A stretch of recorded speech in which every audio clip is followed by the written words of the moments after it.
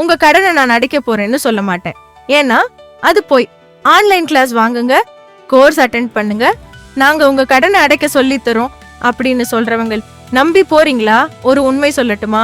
உங்க கடனை யாராலும் அடைக்க முடியாது, நீங்க தான் அடைக்கணும். ஆனா அதை எப்படி சீக்கிரம் முடிக்கணும்னு ஃப்ரீயா சொல்லித்தரேன். கோர்ஸ் இல்ல, சீக்ரெட் ஃபார்முலா இல்ல, மேஜிக் இல்ல, கொஞ்சம் கணக்கு, கொஞ்சம் கட்டுப்பாடு, அவ்வளவுதான். நான் கணக்கம்மா, வாங்க கணக்கு போடலாம். முதல்ல ஒரு விஷயம் புரிஞ்சுக்கணும். 10 லட்சம் ரூபாய் கடன், அது வெறும் 10 லட்சம் ரூபாய் இல்ல. இன்ட்ரெஸ்ட் சேர்த்து பார்த்தா 17 லட்சம் ரூபாய், 18 லட்சம் ரூபாய், அவ்வளவு கூட நீ கட்ட வேண்டி இருக்கும். அதாவது நீ சம்பாதிக்கிற பணத்துல பெரிய பங்கு உன் வாழ்க்கைக்காக இல்ல, வட்டிக்காக வேலை செய்யுது. இதுதான் உண்மை. நிறைய பேர் என்ன பண்றாங்க தெரியுமா? பேங்க் கால் வந்தா கட், SMS வந்தா இக்னோர், ஸ்டேட்மெண்ட் பார்க்கவே பயம். ஆனா நீ பார்க்காம விட்ட கடன் நின்னு போகாது, அது ஒவ்வொரு நாளும் வளர்ந்துகிட்டே இருக்கும். கடனை ஜெயிக்கணும்னா முதல்ல அதை நேராக பார்த்தாகணும். இப்போ ஒரு வெள்ளை பேப்பர் எடு, ஒன்றிட்டம் இருக்கும். எல்லா லோனையும் எழுது. Home loan, personal loan, credit card, gold loan, எதையும் மறைக்காத.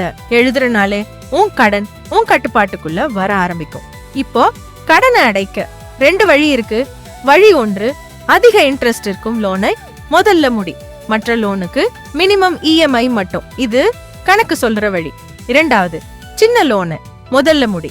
ஒரு லோன் க்ளோஸ் ஆன சந்தோஷம் அடுத்த லோனை முடிக்க தைரியம் தரும். இது மனசு சொல்ற வழி. 2ல எது வேணும்னாலும் ஃபாலோ பண்ணலாம், ஆனா நிறுத்தக்கூடாது. இப்போ கணக்கம்மா ரூல்.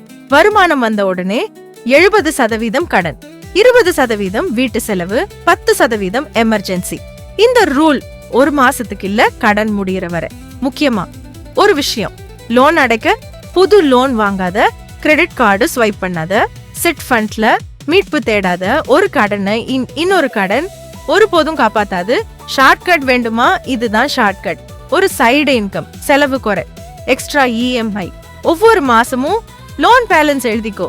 இந்த 4 விஷயம் நீ ஒழுங்கா பண்ணிட்டா 10 லட்சம் ரூபாய் கடனும் முடியும்.